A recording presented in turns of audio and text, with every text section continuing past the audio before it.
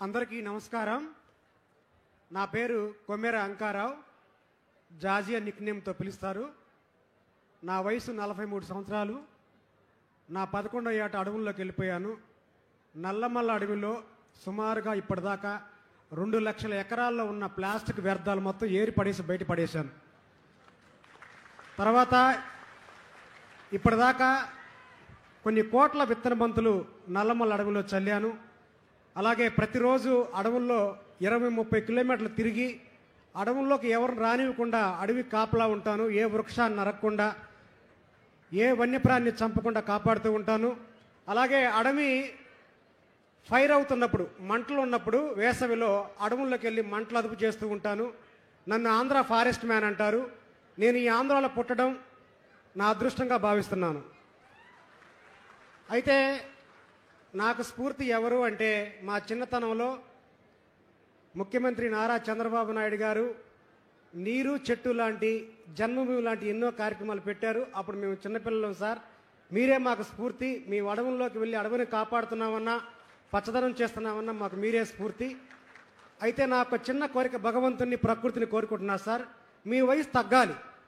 మీ వయసు తగ్గితేనే బాగుంటుంది. ఆంధ్ర భవిష్యత్తు మీ చేతుల్లో ఉంది సార్.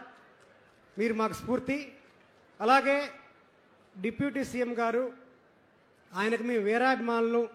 అయితే ఆయన ఇప్పటికీ పదవి చేపట్టి 1 సంవత్సర కాలంలోనే అడవుల శాతం అనేది బాగా పెరిగింది. దీనికి ప్రత్యక్ష సాక్షి నేనే.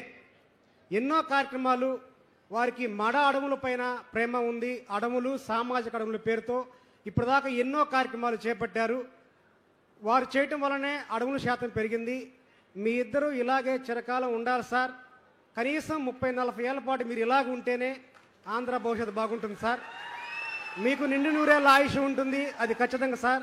మీకు ఉంటుంది సార్. మీ ఇద్దరు 100 ఏళ్ల పాటు చరిత్ర పుటల్లో ఉంటారు సార్.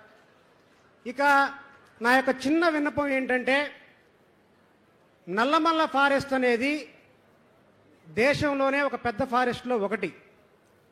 క్రీస్తు పూర్వమే సిద్ధనాగార్జునుడు చైనా నుంచి, బర్మా నుంచి విద్యార్థులను తీసుకొచ్చి ఇక్కడ పాఠాలు చెప్పిన చరిత్ర మన నల్లమల ఆంధ్రప్రదేశ్ది.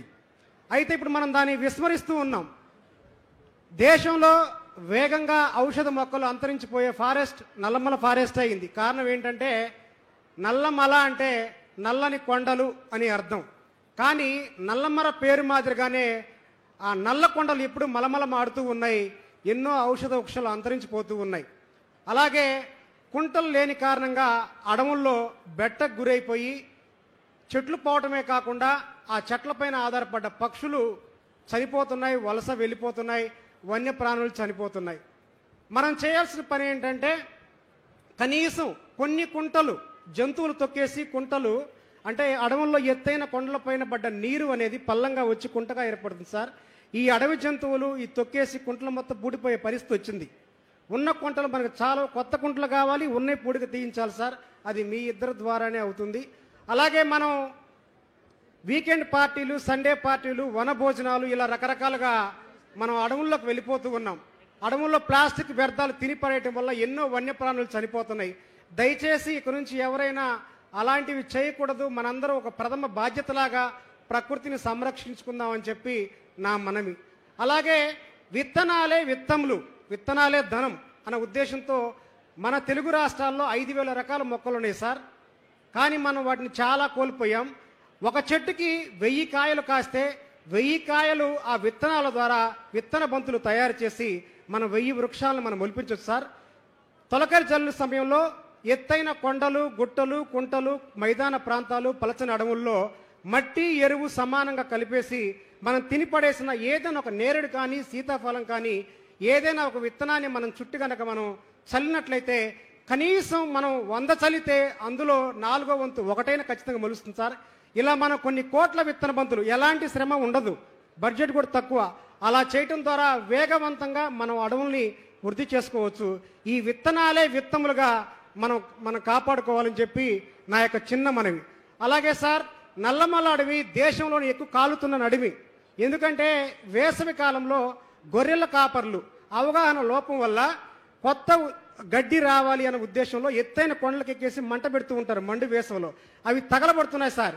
ఈ తగలబట్టడం వల్ల ఎన్నో రకాల ఔషధ వృక్షాలు కాలిపోవటమే కాకుండా ఆ వృక్షాల పైన పక్షి గూళ్ళు, చెట్టు తొర్రల్లో ఉన్న గూళ్ళు, గుడ్డులు, అలాగే ఈ వృక్షాల మీద ఆధారపడ్డ కొండముచ్చులు, అడవి కోతులు, అలాగే దొచ్చుల్లో ఉండేవి అడవి తాబేళ్లు, ఇవన్నీ కూడా చనిపోతున్నాయి సార్.